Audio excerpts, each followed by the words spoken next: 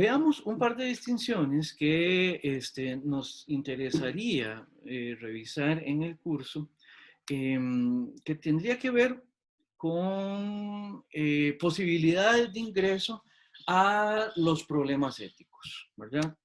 Eh, Vamos a ver, hay muchas maneras en que las diferentes teorías éticas, en que las diferentes reflexiones sobre lo ético abordan los problemas que están tratando de explicitar, que están tratando de resolver o que están tratando de sistematizar. Veamos una distinción que podríamos decir que es la más, no sé, me parece que es la más extendida en el sentido que es la más habitualmente, la que la gente más habitualmente tiene a mano, que aun cuando no sepa que realmente están haciendo una distinción de este tipo. Tal como Maliandi lo presenta, que esto sí se lo copio tal como está, o sea, sí se lo recibo tal como está, sería una distinción desde lo axiológico, ¿verdad? La axiología es la parte de la reflexión, la parte de, en este caso, de la sistematización genética, que se encargaría de hacer referencia a los valores dentro del sistema, dentro de la explicación, ¿verdad? Axios es la palabra griega que se traduce por valor.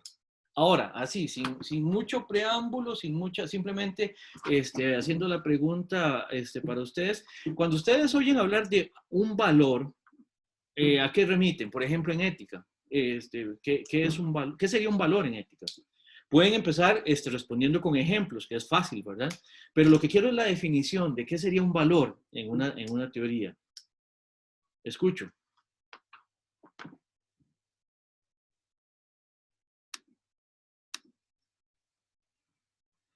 No me digan que con la Semana Santa se me convirtieron en cartujos y cartujas. Ahora vienen con el voto de silencio. ¿Qué son cartujos? Yo iba a decir algo, pero... Los cartujos es una orden religiosa que uno, además de los votos habituales, hacen el voto de silencio. Entonces, en los monasterios cartujos ellos no hablan y ellas no hablan. Claro. No, yo asocio valor a bien. Ajá, ¿por Va- qué? ¿Por qué, Giancarlo? A ver. Porque no, me cuesta llevarlo más allá, pero incluso, eh, profe, la verdad no sabría justificarlo en este momento, sí. Muy bien. ¿Alguna otra intervención? ¿Alguien? ¿Qué sería un valor? Profe, Ustedes profe, tienen, Pues, vamos a ver, ¿tienen ustedes valores? Son ustedes personas de valores. Ahora en la campaña yo creo que eso en algún momento alguien tiene que haberlo mencionado, ¿verdad? Personas de valores. ¿Qué significaría eso? Adelante, adelante. no, no podría ser como una cualidad. Eh, mm, ¿En qué sentido una cualidad? Em, Como parte del sujeto. Eh, Vamos a ver, en cierto sentido, los valores terminan caracterizando a los sujetos, ¿verdad? Ciertamente, desde los valores que una persona tiene, pues uno puede caracterizar a alguien. Este, Ahora, el punto es que no, uno los integra una vez que los escoge, por decirlo de alguna manera, ¿verdad? Bueno, al menos eso sería mi postura. Yo no creo que los valores vengan integrados en lo humano, digamos. Hay valores muy diversos y hay quienes tienen unos y hay quienes Yo tienen quiero otros, opinar ¿verdad? algo. Profe, Sí, adelante. Ok, bueno, los valores nos pueden indicar lo que es valioso para nosotras y nosotros, aunque muchas veces no se cuestionan por qué, sino que, bueno, se va asumiendo dentro del ethos y, y digamos, ya cuando las personas son grandes creen que, bueno, que eso está así y ya, Ok, es parte de gracias. la cultura. Ok, perfecto. Ahora, lo que pasa es que sí me le diste vuelta, porque me decís que los valores son lo valioso. Pero entonces, ¿qué significa que sea valioso? A eso es sí, algo que voy, porque muchas veces se asume, como le digo, dentro del ethos que ya está y a veces no se cuestiona por qué, sino lo que creen es que está bien y ya. Muy bien. ¿Alguien más? Creo que Valentina. Buenos Sí. días, profesor y compañeros. Bueno, en cuanto a eso, yo pienso que los valores éticos vienen siendo como las bases, ¿verdad? Que las personas tenemos para regir esas conductas, ¿verdad? Y luego también se me viene, ¿verdad?, a la cabeza que, al menos en mi caso particular, para mí los valores son esas guías de comportamiento que normalmente vienen a ser aceptados de manera social, como decía la compañera, ¿verdad?, en el ethos, y que nos ayudan a diferenciar entre lo que es correcto y lo que es incorrecto. Y entonces eso nos hace acreedores de esos ciertos principios éticos, ¿verdad?, en los cuales pues basamos nuestra conducta y nuestro comportamiento de una manera pues determinada, no es algo intrínseco que se trae, digamos, per se por la naturaleza humana, sino que son ciertas, como decía, es una guía que se nos vamos adquiriendo de acuerdo, digamos, a la convivencia, de acuerdo al multiculturalismo al que estamos expuestos y demás, ¿verdad? Porque acordémonos de que la moral, la ética y demás, pues es un continuo avanzar, ¿verdad? Histórico, cultural y demás. Entonces yo pienso que valores, pues para mí, en mi caso sería eso. De aquí rescato esto que dijo que eran bases y que eran, en el sentido, lo recibo, en el recibo de que son como fundamentos. Después vamos a ver cómo lo operacionalizamos, digámoslo así. Valentina. Sí, yo hay algo en lo que me gustaría como darle un poco de énfasis y que creo que todavía no se ha mencionado muy bien, y es el hecho de que tal vez no lo vería como una forma de ver lo que está bien y lo que está mal, sino que le agregaría según o dependiendo de cada civilización o el contexto social en el que se encuentre, porque para mí, por ejemplo, los valores son un constructo social, Sí. porque todas las sociedades, dependiendo en la que usted se encuentre, van a tener valores diferentes. Entonces, yo diría en general que los valores son parte de la cultura, eh, que prácticamente dictan aquellas normas sociales bajo las que los seres humanos de dicha sociedad o cultura tienen que comportar, porque recordemos también que los valores son, digamos, un método de aceptación o rechazo por parte de la sociedad. Si uno no sigue determinados valores sociales, entonces a uno lo rechazan. Entonces, hasta cierto punto también se podría ver como una forma de ley. Ok, creo que va de la mano con el hecho de basar y fundamentar cosas y decisiones. En el chat tenemos de Giancarlo que dice que algo sea valioso, dice, le parece, implica un cierto afecto hacia el valor, expresando siempre una relación. En ese sentido, yo estaba por preguntar qué significa. Vamos a ver, cuando yo les digo que algo es valorar, cuando uno dice vamos a ver, voy a trasladar un poco el significado de la palabra valor para a partir de ahí tratar de explicar algo. Cuando a uno le dicen que haga un análisis valorativo de algo, ¿qué es lo que hace uno? Si ustedes tienen que hacer un análisis o si ustedes tienen que dar un criterio valorativo de algo, ¿qué sería? O mejor dicho, o también otra pregunta, ¿a qué le suena la palabra valor? Valor. Independientemente, o sea, como digo, traslademos esto del sentido solamente ético o moral, que obviamente es el que el que estamos tratando de apuntar en el curso, y veámoslo también en algo un poco más cotidiano. O sea, cuando ustedes escuchan la palabra valor, que algo tenga valor, ¿qué significa? O qué pasa cuando ustedes hacen un juicio valorativo, alguien ahí, y ya con esto ya dejo de molestar. Profe, pero Ajá.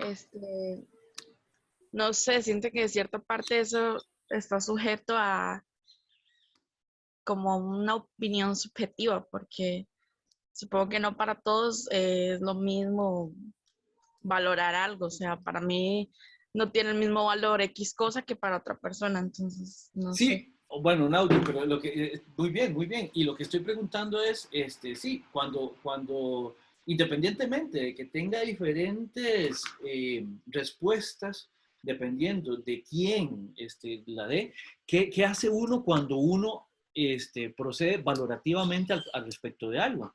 Profe, bueno, en ese caso, digamos, que lo dice la compañera, que cada valor, bueno, cada persona valora las cosas de manera diferente, a mí se me hace curioso porque entonces yo lo que sacaría de eso, digamos, de un análisis valorativo, sería digamos, lo que va haciendo el juicio que uno le da a las cosas moralmente, digamos, basándose en eso, digamos, diría yo. Entonces sería como eso, como de un juicio moral, digamos, es lo que yo le veo, un análisis valorativo, digamos, de las cosas.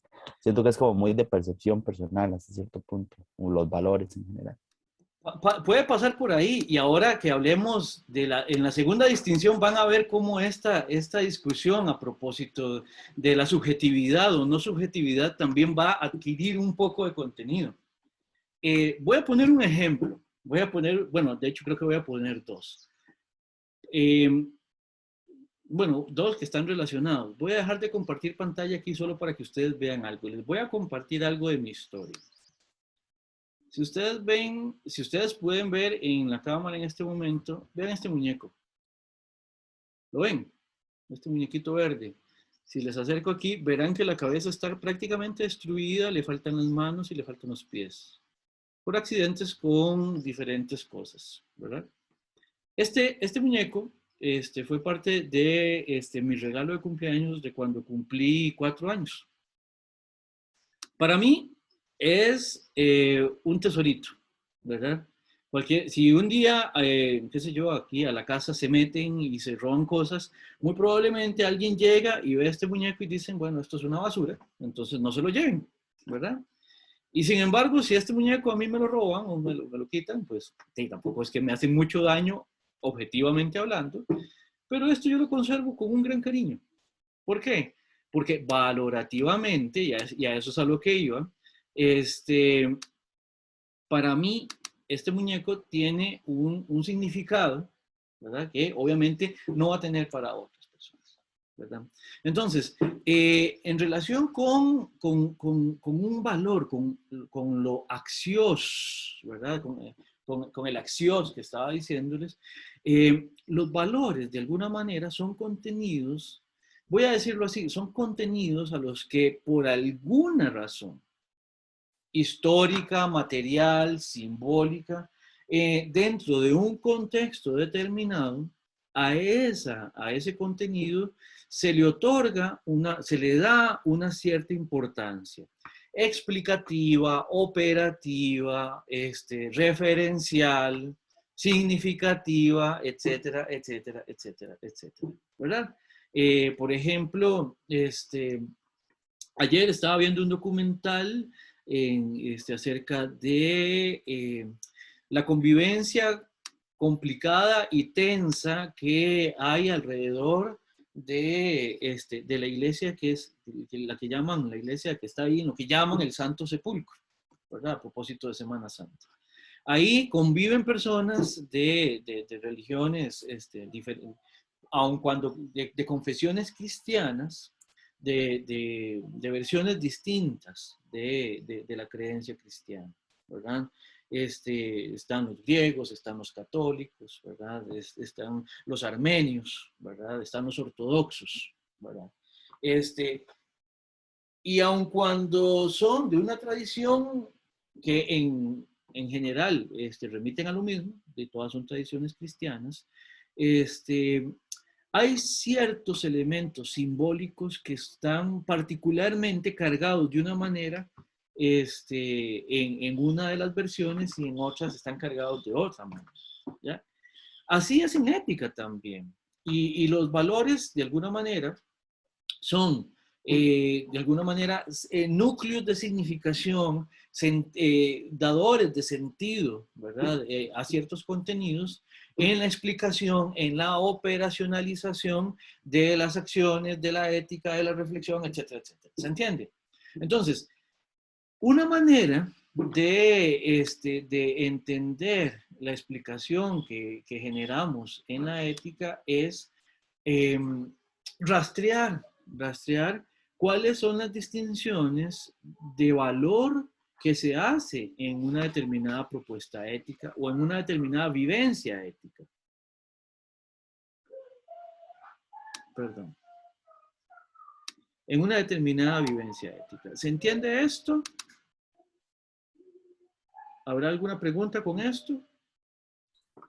Profesor, entonces, digamos, resumiendo, de acuerdo a lo que usted nos acaba de decir y eso, entonces podríamos decir que el valor vendría a ser el resultado de esa interpretación que nosotros como sujetos hacemos de la utilidad, del deseo, de la importancia, el interés y la belleza que ese objeto represente, digamos, para nosotros a título muy, muy personal. ¿Es así? No exactamente. Sí en líneas generales, pero el punto es que nada más yo ahí haría ¿cómo decirlo? Una aclaración, y es que los valores no se limitan solamente al ámbito de lo meramente individual, de lo meramente subjetivo. Obviamente los valores son de adscripción subjetiva, pero no necesariamente se construyen subjetivamente o individualmente, ¿verdad? Hay valores que también, por supuesto, nos vienen de la interacción en grupo, ¿verdad? Entonces, los valores en una determinada circunstancia, en un determinado entorno, no dependen, no son privativos de los individuos o de los sujetos, sino que también nacen de la interacción social. Por ahí alguien dijo que eran productos culturales, por supuesto que son productos culturales. Ahora, vean que aquí entonces empezamos a jugar con dos ámbitos muy importantes. Por un lado está lo cultural, lo social, y por otro lado está lo individual, lo subjetivo, como dos perillas, por así decirlo, ¿verdad? Como las guitarras eléctricas que tienen dos perillas, ¿verdad? Y dependiendo cuál es el resultado que uno quiera, o qué es en aquello en lo que uno quiere fijarse, pues entonces uno puede empezar a poner su vista más en lo cultural, socialmente construido, o por otro lado, en la verificación individual de aquello de lo que estamos hablando, ¿verdad? Entonces, los valores tienen que ver con lo individual y con lo subjetivo, sí, por supuesto. Se quedan, se limitan, se agotan en lo individual o subjetivo, no, para nada. Ahora, por otro lado, los valores tienen que ver con lo cultural, con lo social, con lo general. Sí, por supuesto. ¿Se agotan en lo cultural, en lo general, en lo social? No, no se agotan, ¿verdad? Entonces, además, es un ámbito que es dinámico. A veces hay ciertas cosas valorativas, o sea, dentro de la teoría de los valores, que son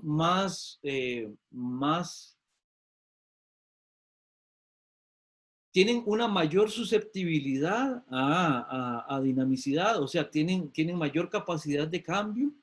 Hay ciertos valores que no, ¿verdad? Dependiendo de los entornos, dependiendo de los individuos y dependiendo de los sujetos. ¿Se entiende? Isa, que hizo la participación, o alguien más.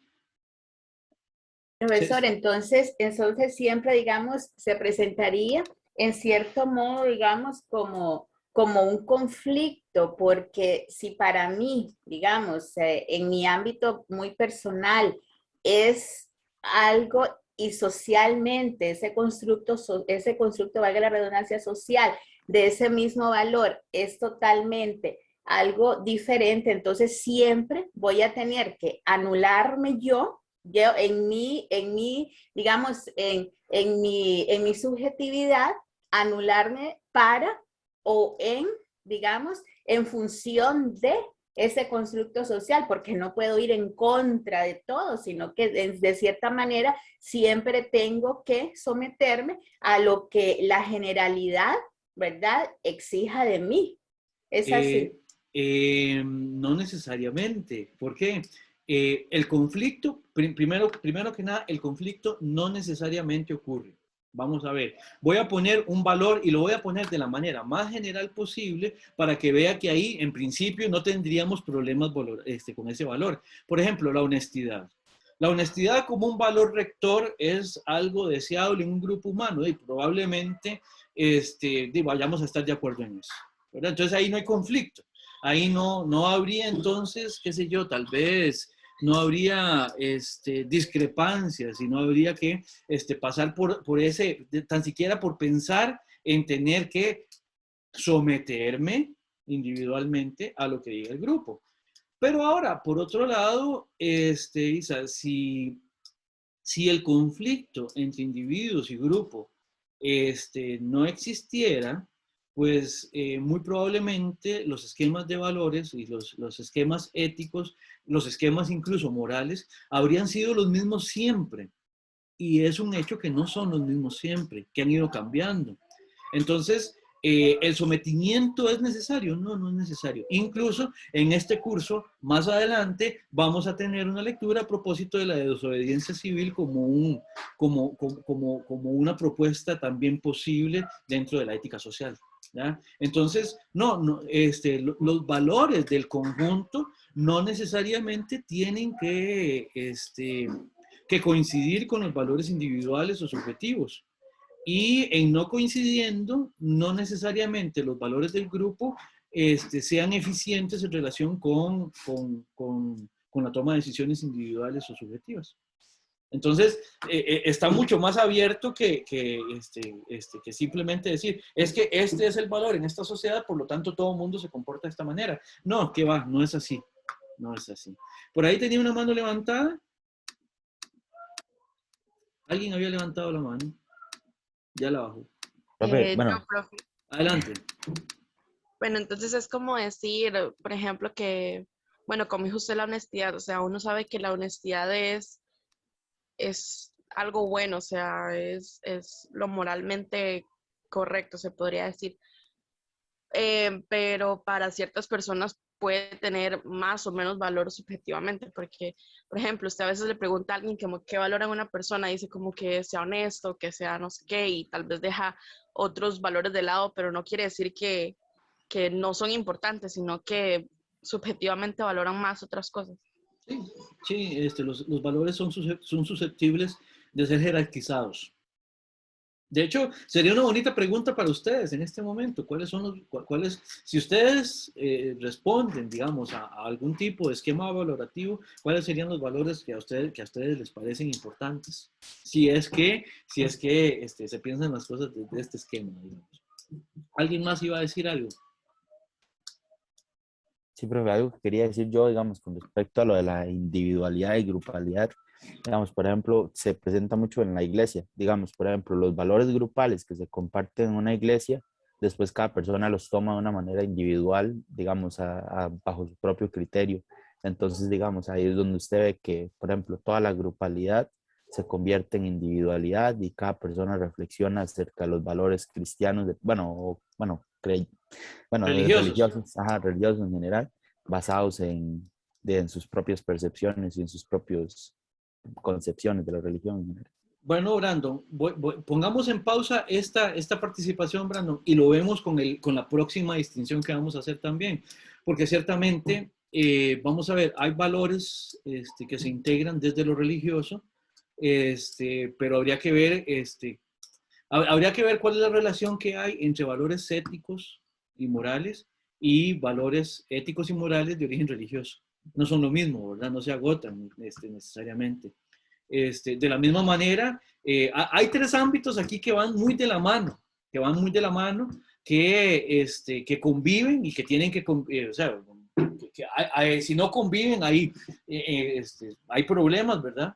Que son los ámbitos, por ejemplo, éticos y morales en general, que son de los que nos ocupamos directamente, y hay dos más que son irrenunciables, digamos, por lo menos para un contexto como el nuestro. Brandon está mencionando eh, el ámbito religioso, que sí, también es dador, digamos, de significado a ciertos valores, digamos, independientemente de los esquemas de quienes vivimos en el entorno, ¿verdad? Por ejemplo, en un entorno como el costarricense convivimos personas que son creyentes con personas que no somos creyentes, por ejemplo. conviven, y dentro de los creyentes conviven personas que son creyentes de un credo y creyentes de otros credos, algunos dentro de una misma religión, otros dentro de religiones distintas. Y hay quienes tenemos que convivir, digamos, dentro de un entorno que es mayoritariamente religioso, siendo no religiosos, ¿verdad? Eso también es esto. Pero eso, Brandon, déjamelo ahí en pausa y lo vemos con la próxima lámina. Valentina y después Isa. Más que todo es, digamos, una pregunta. Adelante. ¿Quién le da valor al valor? Porque, por ejemplo, creo que todos, ok, por ejemplo, tenemos claro de que es la sinceridad o la honestidad un valor importante. Sin embargo, si por ejemplo estuviéramos en la época nazi y nos tuviera que tocar tal vez salvaguardar la vida de los judíos y llegan policiales preguntando si usted tiene judíos en su casa, creo que en este caso la honestidad no sería la cosa correcta, obviamente porque implicaría la vida de personas. Entonces, digamos, ¿quién le da valor al valor y quién decide cuándo ese valor sí está bien y cuándo no?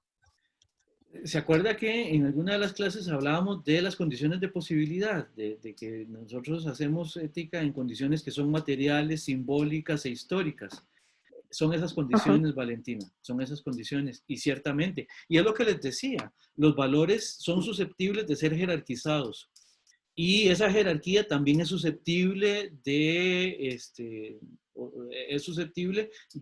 de ser cambiada dependiendo del contexto.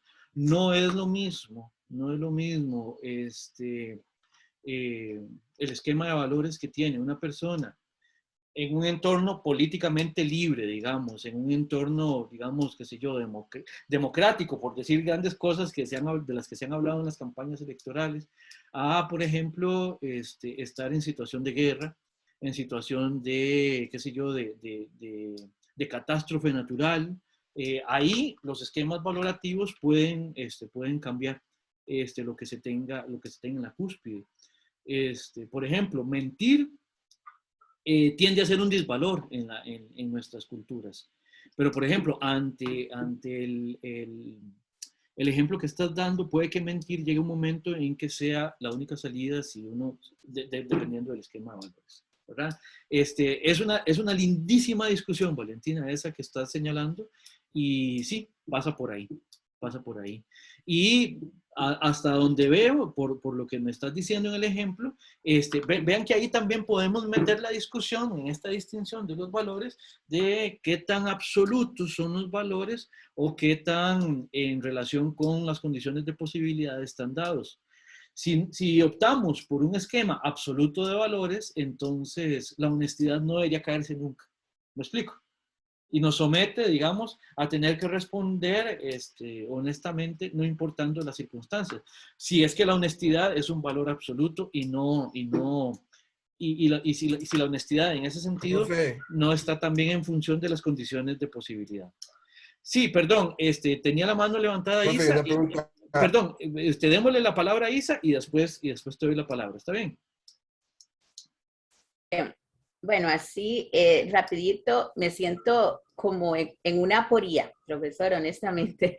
Y digamos, en cuanto a lo que la compañera Valentina señalaba, a ese punto iba yo. Por ejemplo, tenemos en la actualidad el conflicto entre Ucrania y Rusia. Sí. Ambos sostienen que su posición es la más justa, ¿verdad? Sí. Y teniendo, digamos, en cuenta que la justicia significa, digamos, equidad y honradez, se supone que es la voluntad de dar a cada uno lo que le corresponde.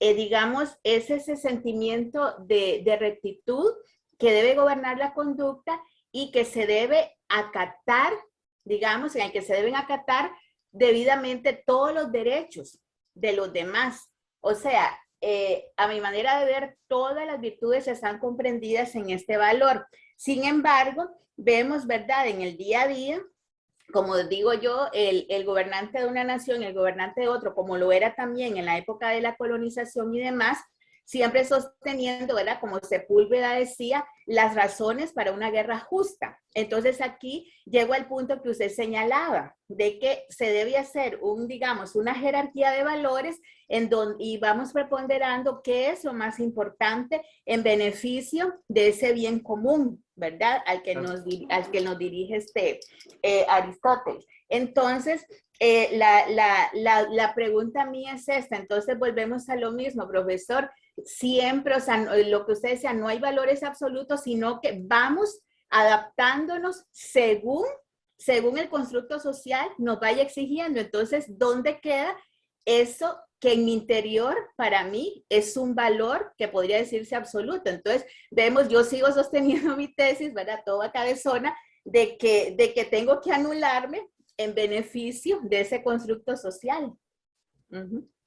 Sí, ahí lo que me parece interesante es revisar desde dónde es que se define una postura determinada. Por eso, revisar las condiciones de posibilidad. ¿Qué es lo que hace posible que alguien defienda una postura?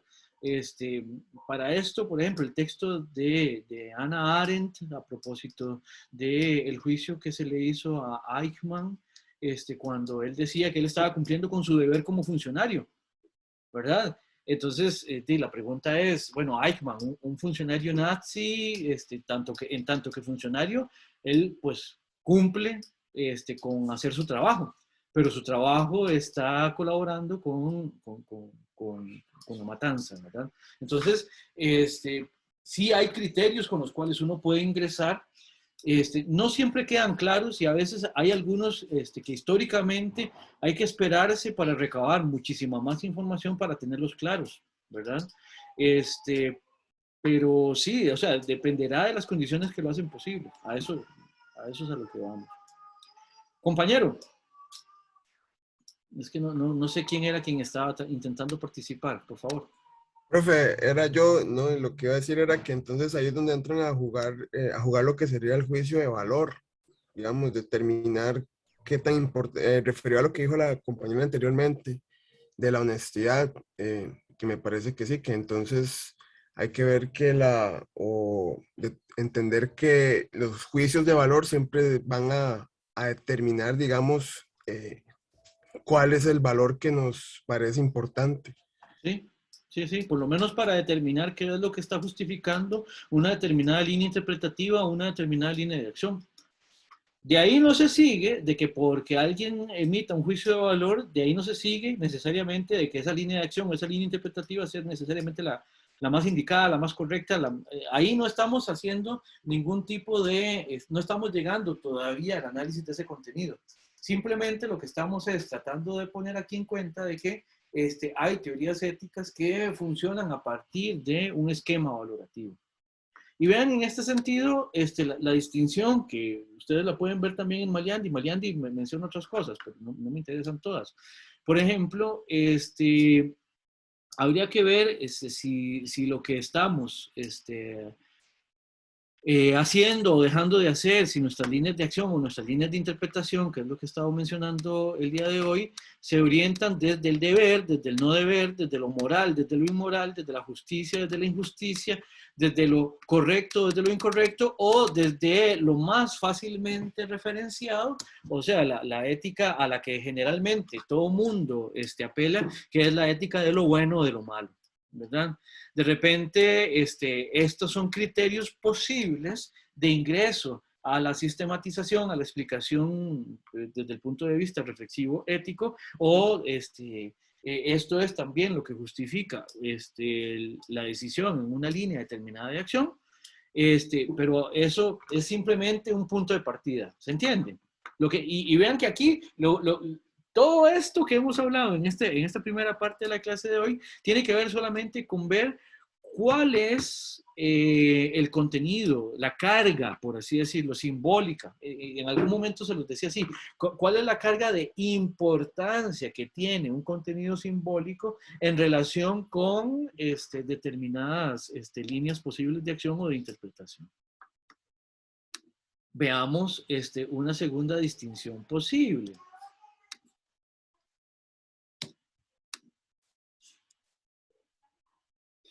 Aquí yo cambié un poquito la presentación tal como la presenta Maliandi en su capítulo, porque lo que me interesa son las líneas generales, pero también hacerlo llegar un poco a los temas del curso.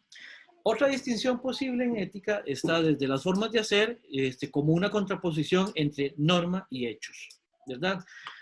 ¿Cuál es la distinción que podemos hacer entre esta primera, o más bien, cómo podemos diferenciar esta distinción primera que hicimos en relación con la axiología que me establece valores y disvalores, o esta que nos establece una contraposición entre normatividad y facticidad? En la anterior, como decíamos, lo que estábamos tratando de rastrear era esos dadores de sentido, dadores de importancia, dadores de significación a las acciones o a las explicaciones, ¿verdad? Acá simplemente estamos haciendo una distinción desde las formas de hacer, eso significa FDH por cualquier pregunta, ¿verdad? Las formas de hacer, o sea, las líneas generales de acción, cuando estas las podemos ver como una contraposición entre un conjunto de normas, o sea, la normatividad, un conjunto de reglas, que muchas veces cuando hablamos de normas, cuando hablamos de reglas, pensamos en algo como muy elaborado, como muy estructurado, y además como muy tieso, que por supuesto que hay de eso, ¿verdad? Las normas tienden a ser reglas que vienen funcionando y que por lo tanto tienden a ser como muy tiesillas, en el sentido de que generalmente las vemos como cosas que se nos imponen, a propósito de la participación de Isa más temprano, cosas que se nos imponen, cosas como que están ahí ya establecidas, cosas contra las que habría siempre que estar viendo cuál es el nivel de ruptura.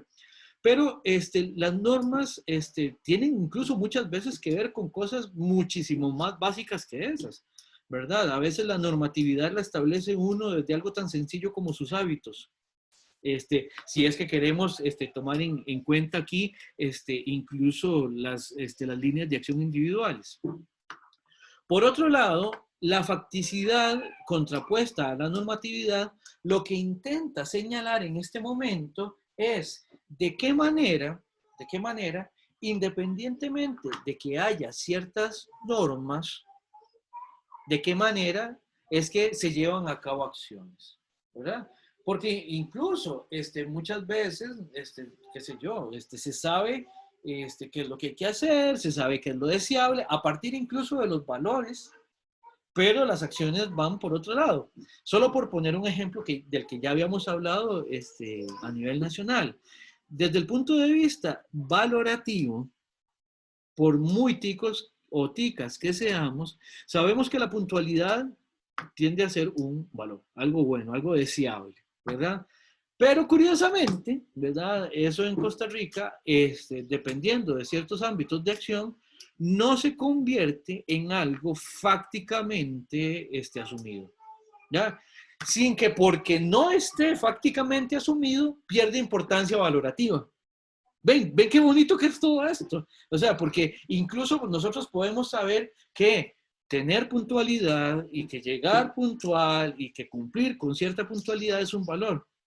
Pero socialmente, por ejemplo, en Costa Rica hay muchos ámbitos, especialmente los ámbitos más informales, a donde la puntualidad, aun cuando sigue siendo un referente general de valor, no se cumple. ¿Lo ven? ¿Y eso hace que se descalabre el entramado social? No, no lo hace. Simplemente nos dice cómo es que en Costa Rica pues hemos resuelto las cosas. ¿Recuerdan que formas de hacer decíamos que era la manera en que se resuelven ciertas acciones? Bueno, en Costa Rica hay ciertas cosas que no se van a hacer puntualmente, punto. ¿Eso hace que la puntualidad deje de ser un valor? No, no hace que deje de ser un valor. Adelante. Perdón, usted dijo no pierde valor, ¿qué? Perdón. Usted dijo una frase, usted dijo, esto no hace que pierda valor, y dijo otra palabra más. Ay, ahora ya no sé. ¿No? O valorativo. Sí, no hace que nuestra referencia valorativa de ese contenido se elimine, ¿verdad? Ok, gracias. Me parece que va por ahí, ¿verdad? Ahora, hay entornos valorativos, hay entornos de contenido y de sentido que son más duros que otros, ¿verdad? O sea, no es lo mismo si lo que estamos haciendo es que no haya una coincidencia entre, vamos a ver, entre la puntualidad como valor y la puntualidad como un hecho, a, por ejemplo, la honestidad o la honradez, ¿verdad? Ya ahí podríamos ver que hay ámbitos a donde eso, las consecuencias son distintas, ¿verdad? De la misma manera que en relación con la puntualidad, hay ámbitos a donde uno no se la jugaría jamás a llegar tarde o a no cumplir con ciertas normas, digamos, de uso de tiempo, ¿verdad? Por eso se sabe, por ejemplo, es mucho más laxo en ámbitos de amigos o familiares que en ámbitos laborales. Y depende también del ámbito laboral, ¿verdad? Hay ciertos ámbitos a donde, no sé, simplemente hay profesionales que no, que tienden a ser impuntuales, ¿ya? Y eso es así, ¿verdad? Hay ámbitos incluso que son de alguna manera informales, a donde la gente, que la gente los asume con una puntualidad, pero a rajatablas, ¿verdad? Por ejemplo, la gente llegó temprano al concierto de Coldplay, que se hizo hace unos días pasados, ¿verdad? Me explico, ¿verdad? Entonces, ahora, la distinción entre normatividad y facticidad tiene que ver con que del deber ser no necesariamente se sigue el ser. ¿Qué quiere decir esto? De una norma, de una regla valorativa, no necesariamente se sigue su cumplimiento, ¿verdad? Hay un montón de factores que están alrededor de esa norma que dictan también cómo es su acatamiento en un grupo social. Por eso también, de nuevo, el valor, las reglas o las prescripciones tienen un valor determinado en una circunstancia determinada y una ejecución determinada también en ciertos entornos. A propósito del ejemplo que nos daba, creo que era Brandon, ¿verdad? A propósito de ciertos valores de índole meramente religiosos, ¿verdad? Incluso los valores religiosos son cumplidos con algún margen de excepcionabilidad, por decirlo de alguna manera. Y eso tiene todo un gran significado, ¿verdad? Eso da para mucho análisis. ¿Qué quiere decir, por ejemplo, que, no sé, que la gente diga que cree determinado tipo de cosas y que no actúe conforme a lo que dice creer? Bueno, eso da para mucho análisis, no sé, Brandon, eras vos, ¿verdad? El que había participado. Correcto, profe. Sí. No sé si con esto te queda un poquito más abierto todavía el ámbito de discusión que tenemos a propósito de eso. Sí, de hecho sí, pero bueno, no sé, es que es como muy curioso, porque si digamos, usted lo sujeta a todo esto y sí se vuelve así como, no sé, más amplio, más interesante. Muchas gracias, profe. Con todo gusto, con todo gusto. No sé si habrá alguna otra pregunta, alguna participación antes de irnos a la pausa. Sí, adelante. Estaba pensando un poco en esta contraposición, de hecho, en eso justamente que usted señalaba inmediatamente antes, respecto de cómo es que en los hechos, ¿verdad? Estos valores que dicen guiarnos como sociedad o como individuos, no se ven reflejados, ¿verdad?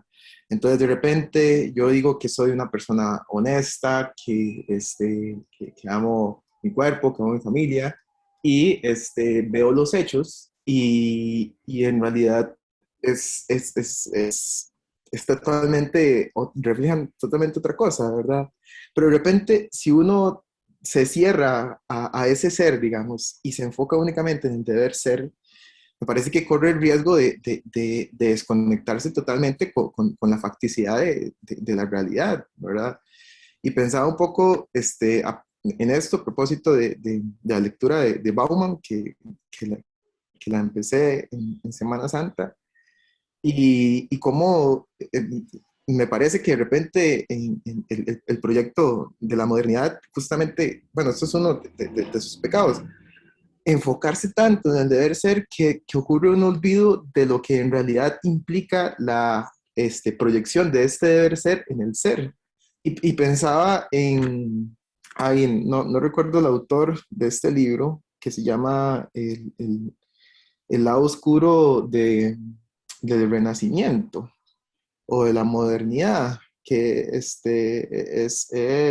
un autor latinoamericano, un filósofo latinoamericano, y que hablaba cómo este proyecto de la modernidad basado en estos valores fundamentales de la fraternidad, la libertad, la igualdad, en realidad, en la práctica, digamos, lo que motivó o estos ideales, lo que dieron lugar, fue unos genocidios, digamos, dio lugar a unos genocidios nunca antes vistos en la historia, con todo lo que significó la colonización de todo el hemisferio sur, básicamente. Entonces, me parece interesante cómo, si incluso personal, ¿verdad? Si uno dice, bueno, estos son mis valores y a nivel de conciencia uno piensa eso, ¿verdad? Pero eso no se traduce efectivamente en los hechos, pues es como un poco un pensamiento mágico, ¿verdad? Bueno, vea, da para un montón de cosas. Habría que ver también qué es lo que hace que la modernidad opte por ese énfasis, digamos, en la parte formal, por decirlo de alguna manera, del deber ser. Y pienso mucho en Kant, por ejemplo. Y Giancarlo, eso lo vamos a ver con la próxima distinción que vamos a ver en la segunda parte de la clase. Por ahora lo que le puedo decir es que hay que verlo en función también de a qué responde. De repente, la crítica que podemos hacer a partir de la actualidad es que si nosotros tratamos de seguir respondiendo como respondían los modernos, sin ningún tipo de mediación, o mejor dicho, sin que nuestras condiciones, sin que eh, sin que nuestras condiciones de posibilidad sean las mismas que las de la modernidad, entonces terminaríamos sí con una respuesta que es completamente artificial y por lo tanto completamente desfasada. Pero habría que ver qué era lo que a qué le estaban respondiendo los modernos y en qué medida su propuesta era realmente una respuesta a sus propias condiciones de posibilidad. ¿Verdad? Es como que uno diga ahora, sí, es que, qué sé yo, Aristóteles, esa teoría de la virtud tan desfasada y todo esto. Bueno, ahí sí, claro, vamos a ver. Si usted lo que quiere es vivir aristotélicamente, en siglo XXI habría que ver qué tanto se adecua, ¿verdad? Una vida como si usted fuera realmente un peripatético. O si uno lee Séneca y uno dice, sí, a partir de hoy voy a ser completamente senequiano. Bueno, ¿qué querría decir, digamos, que alguien en pleno siglo XXI quiera vivir como un estoico de siglo I? ¿Verdad? Ahí lo podemos ver tal vez desde una perspectiva a donde el desfase es evidente. Pero el punto es, Giancarlo, que las teorías y las propuestas, por eso es que hay que reflexionar sobre ellas y verlas desde sus condiciones de posibilidad, para hacer las mediaciones del caso y ver por qué, por ejemplo, una teoría como la aristotélica tendría limitaciones para una vida contemporánea, o para ver también cuáles son las propuestas que, viniendo desde Aristóteles, no importa que haya sido hace 25 siglos, todavía podrían tener alguna vigencia siempre y cuando tengamos algunas previsiones para ello, ¿verdad? Creo que por ahí es por donde yo le diría que va el análisis, por lo menos que proponemos en el curso. No es decir simplemente, bueno, es que los modernos ya pasaron y ya no hay nada que rescatar de ellos, porque habría que ver. Hay un dicho por ahí de que cuando uno tira el agua de la tina hay que tener cuidado de que el chiquito no se vaya con el agua, ¿verdad? Con el agua sucia, o la chiquita no se vaya, que a quien está uno bañando no se vaya con el agua, ¿verdad? Y habría que ver qué es lo que hay que criticarle a la modernidad, o a los esquemas previos, digamos, como para poder rescatar de ellos todavía algo, si es que algo queda. No sé si con esto le contesto, Giancarlo. Claro, profe, no, estoy muy de acuerdo con ese acercamiento, sin lugar a dudas. Quizás un poco lo que señalaba, o lo que me parece interesante señalar es el mundo que produce un determinado pensamiento, más allá de los fundamentos y lo que este pensamiento dice perseguir, ¿verdad? Lo que efectivamente en los hechos es el mundo que está produciendo. Por supuesto, ¿verdad? Claro que sí. Incluso en uno, ¿verdad? Este pensamiento que de repente me parece efectivamente muy, muy virtuoso, muy verdadero, pero en mi vida, ¿En qué se traduce esto? ¿Se traduce en más pesar, en más angustia, en un poco de eso, ¿verdad? Claro, no, Sí. definitivamente, definitivamente. Muy bien, ya se nos pasó la hora, entonces vamos a hacer la pausa de 10 minutos para que descansemos un poquito.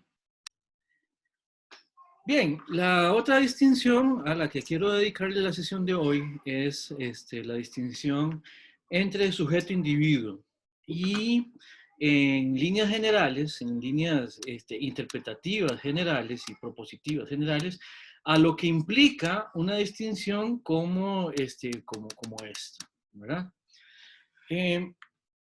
Por un lado, nos interesa ver, ustedes dirán, bueno, ¿cuál es la diferencia entre sujeto e individuo y por qué esto es relevante? Bueno, la propuesta del curso es que, o mejor dicho, la propuesta del curso parte del hecho de que podemos hacer una distinción entre sujeto e individuo y que esa distinción es significativa y que por medio de esa distinción también podemos operacionalizar explicaciones de una manera también específica. Vamos a ver cómo va planteándose esto. En primer lugar, veamos qué es un sujeto, ¿verdad? Y esto, de nuevo, en función de la última participación de Giancarlo en la primera parte de la sesión, por supuesto que la noción de sujeto es una noción que nos viene de la modernidad, o sea, no puede más venir de la modernidad, ¿verdad? O sea, es algo que, bueno, ustedes conocerán, ¿verdad? Que la propuesta de la modernidad y su propuesta interpretativa a partir de lo que es, de lo que somos los sujetos o las sujetas, ¿verdad? Que inicia con Descartes, pasa por todos estos dos siglos importantísimos, que son siglo XVII y XVIII, y llega a la Ilustración, a donde toma, que lo toma ya como una modernidad madura y lo operacionaliza de una manera también muy particular, ¿verdad? Y que además es una noción muy criticada a partir de ya finales del siglo XIX, gracias al advenimiento también de las interpretaciones, ya, pues, qué sé yo, podemos decir, ilustradas, podemos decir, el advenimiento del romanticismo, por ejemplo, nos abre ahí esta puerta de crítica a la noción de sujeto. Sin embargo, habiendo dicho esto, hay un montón de ámbitos que nosotros, como somos herederos y herederas de la modernidad, todavía operamos en términos de lo que es la subjetividad, ¿verdad? Entonces, vamos a ver. Para la modernidad, el sujeto es el fundamento, ¿verdad? Sujeto, sujeta, no importa. Aquí lo que vamos a hablar es de este referente, que ciertamente ustedes me dirán, bueno, pero es que un sujeto es un individuo. Sí, ciertamente un sujeto es un individuo, pero no considerado desde su individualidad. Ya algo habíamos hablado de esto en una sesión anterior, ¿verdad? Lo peculiar de la noción de sujeto es que es una noción formal y formalizante, ¿verdad? Ahorita esto de formal y formalizante, lo que queremos que se entienda es que, vamos a ver, a partir de la modernidad surgió la necesidad de, por decirlo de una manera, buscar estándares de reconocimiento en las acciones llevadas a cabo, ¿verdad? ¿Y por qué esto es importante y por qué esto surge? Bueno, porque a partir de la modernidad se empiezan a resquebrajar ciertos esquemas. Lo que le decía anteriormente a Giancarlo, de que tenemos que fijarnos, esta modernidad, esta propuesta, por ejemplo, la propuesta de sujeto que opera en la modernidad, ¿a qué es a lo que está respondiendo? ¿Verdad? Recuerden que antes de la modernidad, lo que venía anteriormente, la escolástica, la Edad Media, ¿verdad? Respondía de alguna manera explicando todo en función de criterios en los cuales el sujeto no es que no apareciera, ¿verdad? O los sujetos, lo que ahora llamamos sujetos, o sea, las personas, no es que no aparecían en la explicación, sino que aparecían en lugares simbólica y explicativamente diferentes. Con la modernidad, el sujeto es esta noción de el agente, del agente central de las explicaciones políticas, religiosas, éticas, filosóficas, ¿verdad? Pero desde su centralidad, ¿verdad? El sujeto se vuelve de nuevo el centro de la explicación. Esto tendrá sus ventajas y sus desventajas, ¿verdad? Para la modernidad es importante empezar a explicar todo desde ese sujeto. Ahora, ¿qué es un sujeto? ¿O qué es lo que la modernidad, o lo que a partir de la modernidad entendemos como sujeto? Realmente es una abstracción, ¿verdad? Es una abstracción que, tal como lo habíamos visto en algún momento, trata de ver en los seres humanos aquellas características que de alguna manera compartimos. Voy a decirlo, voy a decirles primero la versión optimista, ¿verdad? La versión optimista es que estos rasgos, estas características que reconocemos en la subjetividad, las compartimos. El epítome del optimismo moderno sería que las compartimos universalmente, ¿verdad? Claro, siempre que en una explicación moderna uno escuche que algo es universal, que sirve para todos los sujetos, inmediatamente aparece un asterisco y abajo en el margen dice aplican restricciones, ¿verdad? Pero por ahora simplemente quedémonos con esta explicación de que sujeto como noción es esta construcción que surge a partir de todos estos rasgos, de estas características que son consistentes, constantes, homogéneas en todas las personas, en todos los seres humanos. Por ejemplo, uno de los rasgos más importantes de la subjetividad es su racionalidad, por ejemplo, ¿verdad? El sujeto es racional. Entonces, todo aquello que reconocemos como racional debería ser reconocible también como sujeto, ¿verdad? Y a partir de ahí, pues entonces empezamos una definición que, bueno, si lo anclamos en la racionalidad, entonces reconocemos en la racionalidad ese identificador, digamos, de lo subjetivo. Habrá muchos otros rasgos de la subjetividad que sean tomados en cuenta para poder definir y para poder ver qué es lo que nos homologa como sujetos.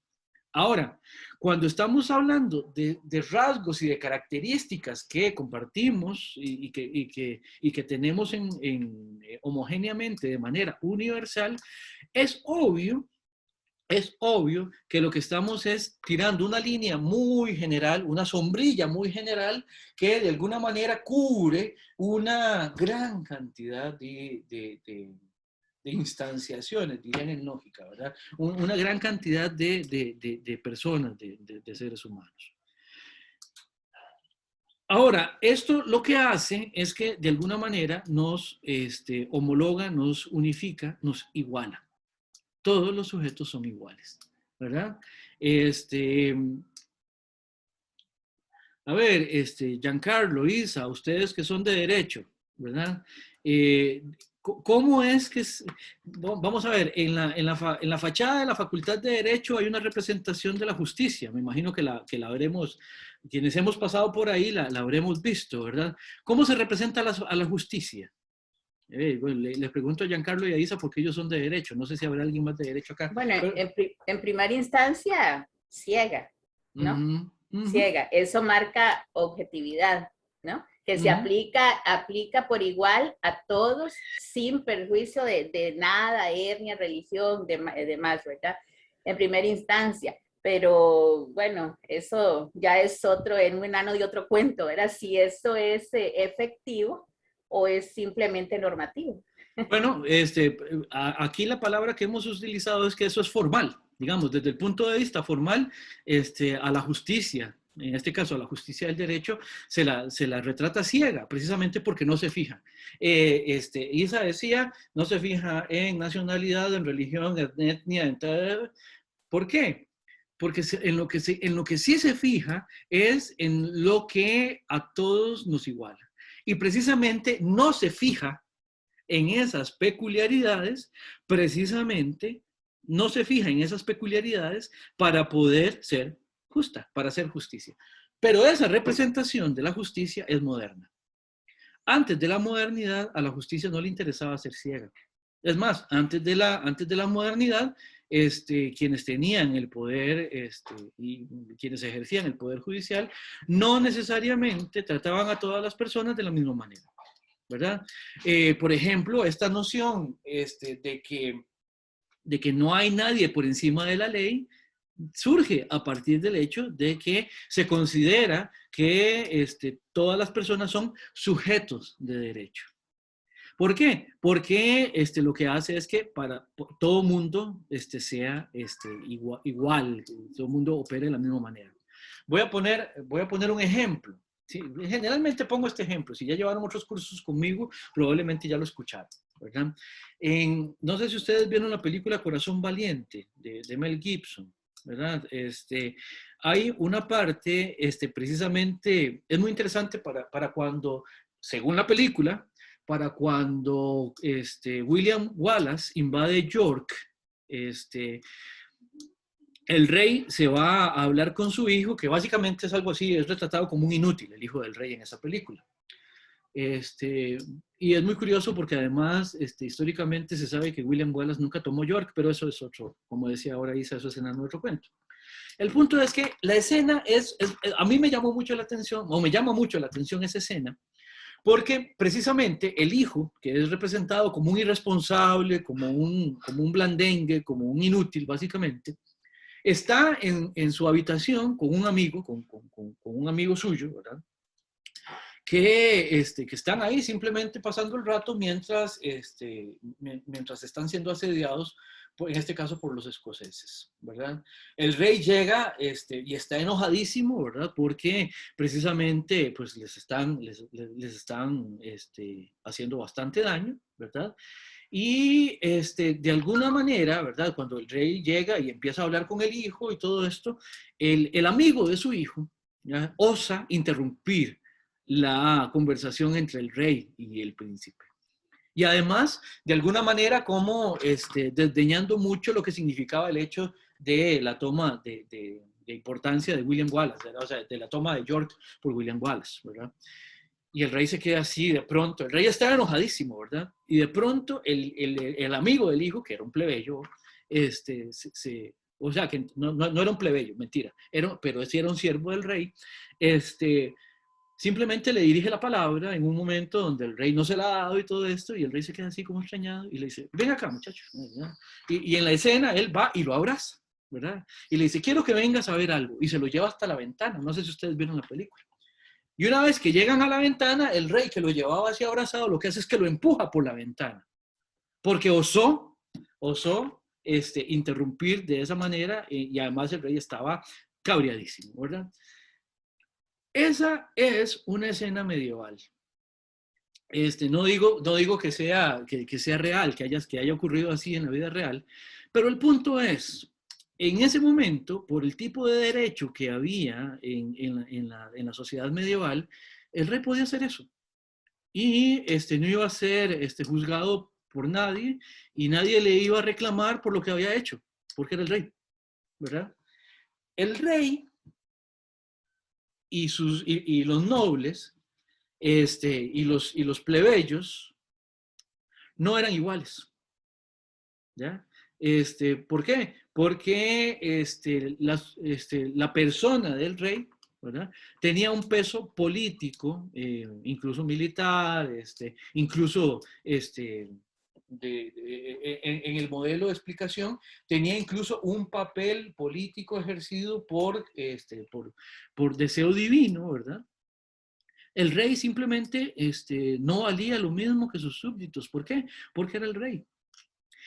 La modernidad, bueno, y les pongo el ejemplo con otra película, que no sé si vieron también, la película de Robin Hood, cuando a Robin Hood lo interpreta Russell Crowe. En esta película, los nobles lo que están es tratando de hacer que el rey firme un acta de derechos en los cuales el rey se compromete a respetar ciertos derechos, entre ellos ciertos derechos de propiedad, ciertos derechos de propiedad también en relación con lo que se produce dentro de las tierras de los nobles y cosas por el estilo. En esa otra película, cuando el rey llega y lo cita para firmar el acta, el rey lo que hace es que rompe la carta y la quema y les dice, yo no tengo por qué firmar esto. ¿Por qué? Porque yo no tengo, ustedes no pueden hacer que yo me comprometa con nada, porque yo soy el rey y ustedes no. Hay una diferencia entre el rey y la nobleza. La modernidad, y esto ustedes ya en la modernidad más madura, por ejemplo, en el mismo Kant, ustedes pueden revisar, la noción de sujeto es una noción que, entre otras cosas, viene a tratar de solventar esas diferencias. Todos los sujetos valen lo mismo, independientemente de si incluso el rey es el soberano que está en el trono. El sujeto, hay un sujeto que es el soberano que está en el trono. Kant habla del soberano ilustrado, ¿verdad? Pero el soberano ilustrado es un sujeto más. Es un sujeto más. Aquí a la par, al lado de la lámina, ustedes pueden ver un montón de personas, todas con una máscara. La máscara es de John Malkovich, por cierto, ¿verdad? Ven que todos son iguales una vez que se ponen la máscara. Bueno, el sujeto sirve, la noción de sujeto, la subjetividad, sirve de alguna manera como esa máscara. Cuando yo veo a cada una de estas personas, si los veo desde el filtro de la subjetividad, lo que yo estoy viendo es solamente aquello que los identifica. ¿Quiere decir que lo que los identifica agota lo que las personas son? No, no quiere decir eso. Sino que dentro de ciertos ámbitos explicativos vamos a proceder abstractamente considerando de las personas solo aquello que los homologa. Y a eso le vamos a llamar su subjetividad. No sé si tienen alguna pregunta a propósito de esto o algún comentario. Profe, bueno, en relación a, bueno, a la imagen, sí, esa película es muy buena, Being John Malkovich, porque igual también toca mucho ese tema de lo que va haciendo, de la subjetividad en general, digamos, y lo que representa ser un sujeto. Y bueno, y con el cambio de sujeto, ¿verdad? En este caso de la película, se me hace muy interesante como analizar todo eso. Me gusta mucho la peli. Y también sirve mucho, Brandon, para comentarlo más bien desde la individualidad. ¿Qué significa ser John Malkovich? Hay otra película también donde eso lo pueden ver, también muy interesante, que es la película donde varias personas interpretan a este cantante, se me fue el nombre en este momento. Híjole. El cantante que ganó el premio Nobel recientemente, hace unos años, un cantante norteamericano muy famoso, muy importante. Bob Dylan. Bob Dylan. Sí, hay una película donde varias personas, hombres y mujeres, interpretan a Bob Dylan. También muy interesante, muy, muy interesante. ¿Alguna pregunta en relación con la noción de sujeto? Profe, Muy bien. Sí, adelante. Realmente insistiendo en un poco lo que comentaba hace un rato, digamos, y siendo que esta es un concepto formalizador, ¿verdad? Sí. Entendiéndolo como tal, ¿qué problema, ¿no? Cuando a partir de estas propuestas o estos conceptos se confunde es que no sé ni siquiera llamarle deber ser, ¿verdad? De un sujeto siempre, de una noción de sujeto que nos iguale a todos en nuestra condición, porque como lo decía Isa, y creo que es verificable por cada uno de nosotros en nuestra cotidianidad, no somos tratados con el mismo valor.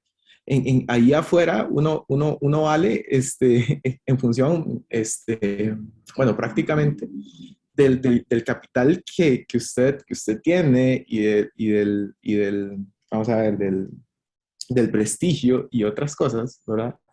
Entonces, cómo es que utilizamos, digamos, una noción como esta, sin caer en este error de identificar este concepto formalizante que nos va a todos con lo que en realidad sucede, o con lo que en realidad, con las dinámicas del mundo de la vida, por decirlo, con ese concepto, ¿verdad?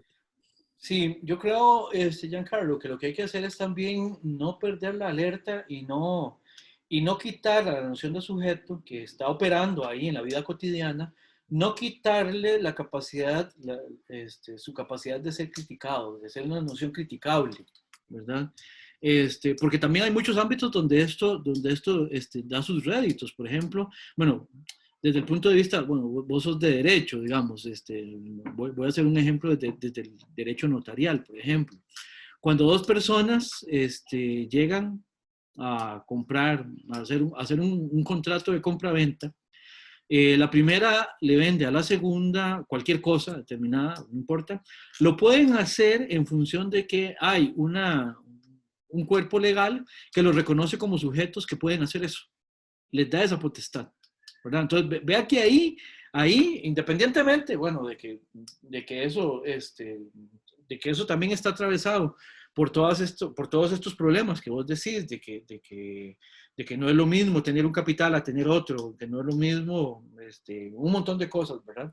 Independientemente de eso, hay ámbitos a donde está operando y donde mucho de lo que nosotros hacemos funciona en relación con esta noción, ¿verdad?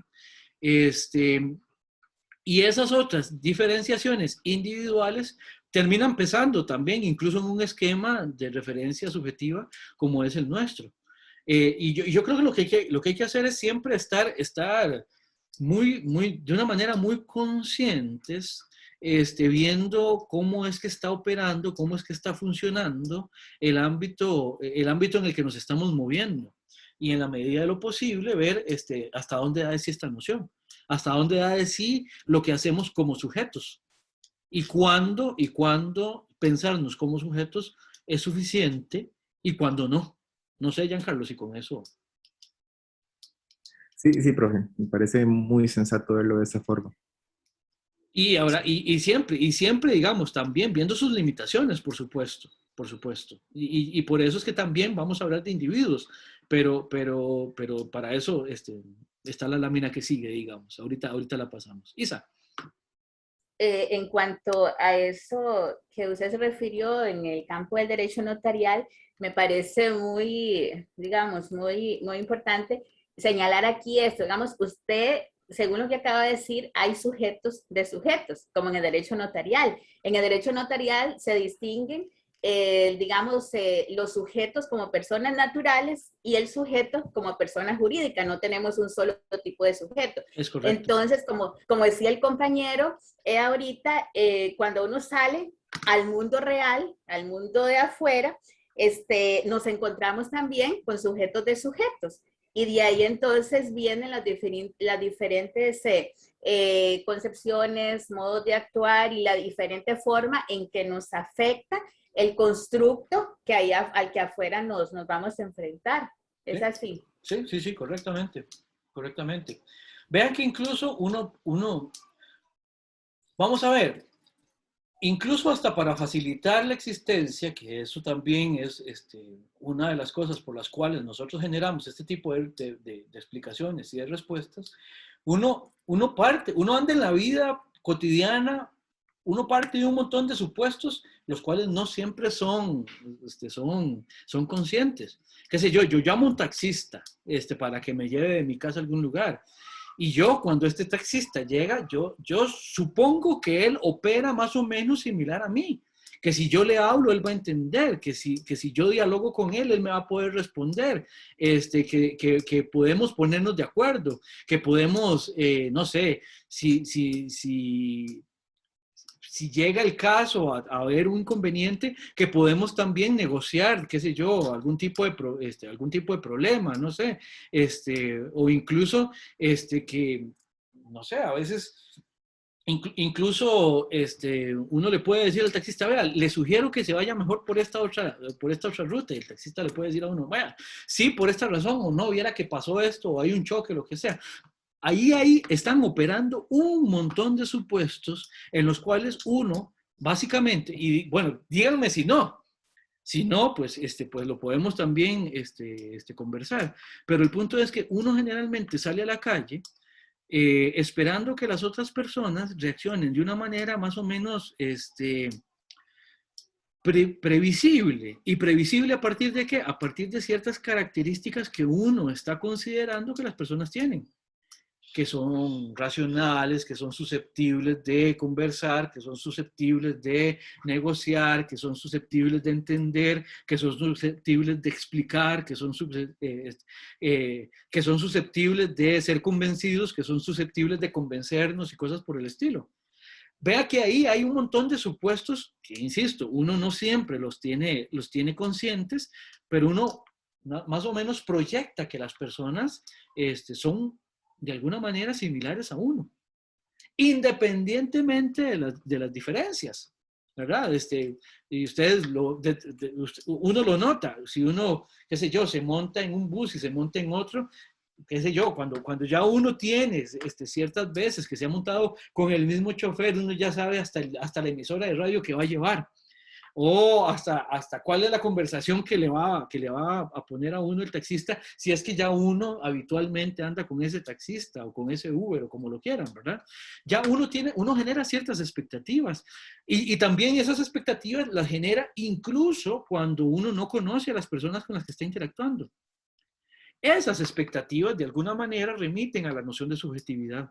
¿Por qué? Porque uno opera a partir de la expectativa de que hay ciertas características que tenemos en conjunto, que tenemos en común, perdón, no en conjunto, sino que tenemos en común. Ahí es donde vamos a buscar la noción de sujeto, en lo que nos homologa, en lo que nos iguala, en lo que nos hace semejantes. Ya les dije que esa era la explicación optimista. Ahora sí, vamos a la explicación pesimista. Bueno, siempre que hacemos estas distinciones, cuando decimos que aplican restricciones, es porque de pronto hay sujetos de sujetos, como decía Isa. Ya llega un momento en que, dependiendo de las circunstancias, y para esto están las condiciones de posibilidad históricas, materiales y simbólicas de las que habíamos hablado siempre, dependiendo de eso, estas homologaciones son más o menos respetadas, ¿verdad? No es lo mismo decir que todos somos iguales, así muy optimistamente, que preguntarle eso a un ucraniano o a un ruso en relación con el enemigo que tiene al frente, ¿ya? No es lo mismo digamos, decir que todos valemos por lo mismo, por igual, que todos somos sujetos y que la ley opera igual ante todos, no es lo mismo que si vamos y se lo preguntamos a alguien a quien se le ha hecho una injusticia, ¿verdad? No es lo mismo, por ejemplo, decir que todos somos sujetos, que todos los seres humanos somos sujetos, cuando, por ejemplo, en los años 90, cuando, no sé, bueno, ahora quienes recuerdan conmigo, en los años 90 todavía las comunidades indígenas costarricenses no tenían cedulación.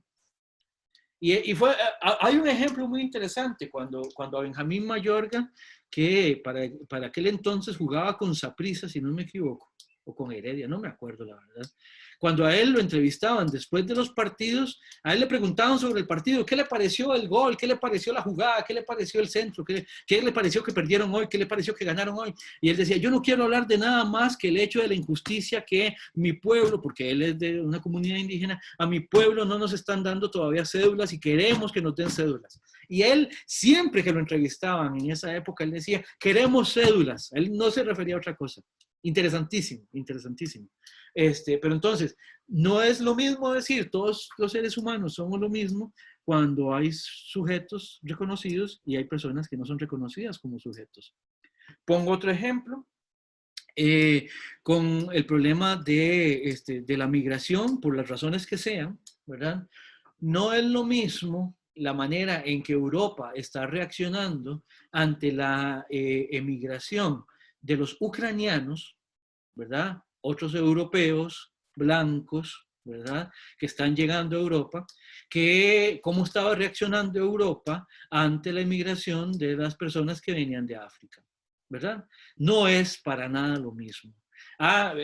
Hubo gente que se iba a esperar a los ucranianos con rótulos y les decía, puedo recibir a 3 personas con rótulos, así puedo recibir a 3 personas, ¿verdad?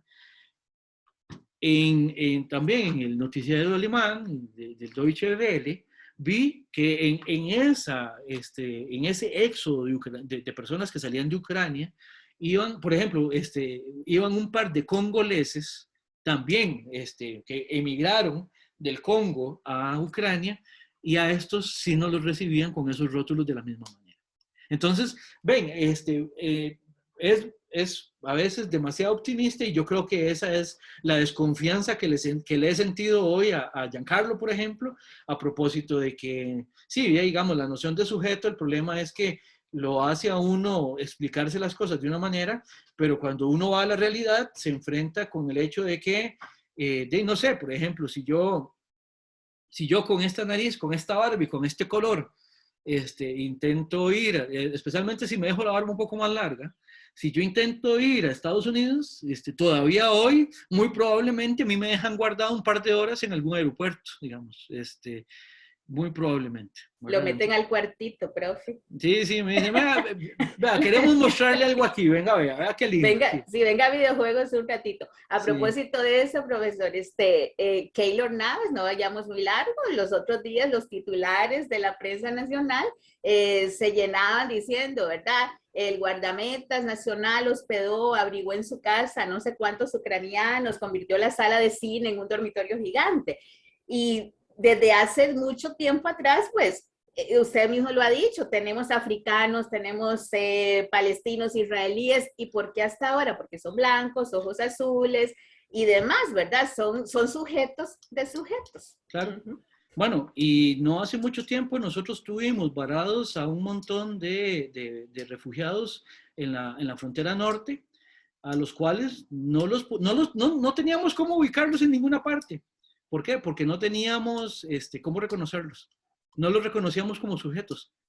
No podían trabajar en el país. ¿Por qué? Porque no tenían un documento, no tenían un pasaporte, no tenían una visa. Como no tenían visa, entonces no los podíamos meter dentro de la construcción, dentro de la noción que nos permite reconocerlos como iguales a nosotros, como para que trabajen, como para que puedan convivir con nosotros. No, son refugiados y hay que ver a dónde los ponemos, ¿verdad? Para que vean que estas nociones realmente operan en la realidad, realmente operan. En este caso, estos últimos ejemplos son tristes, porque estas nociones también operan, y es evidente que operan desde la exclusión, por supuesto, ¿verdad? Eso por ahí. Bueno, no vamos a poder entrar a la noción de individuo todavía hoy, pero no importa, estoy bastante contento con cómo se desarrolló esto hasta este momento. Así que vamos a pausar aquí la grabación.